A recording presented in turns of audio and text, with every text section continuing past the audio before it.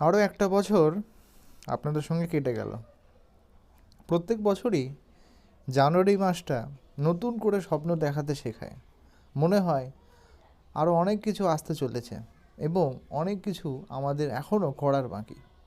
এবং ডিসেম্বর হয়তো মনে করিয়ে দেয় এই বছরটায় আমরা কি কি পেয়েছি আর কি কি হারিয়েছি।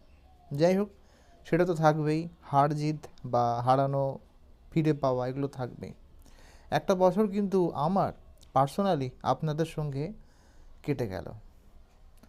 তাই বছরের শেষ হওয়ার আগেই আপনাদের প্রত্যেককে একান্তভাবে, আন্তরিকভাবে ধন্যবাদ জানাই।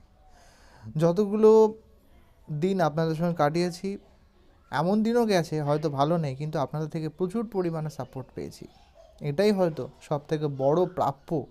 তাই বছরের আগেই আপনাদের প্রত্যেককে ধন্যবাদ। ভালো থাকুন, স্বপ্ন নিয়ে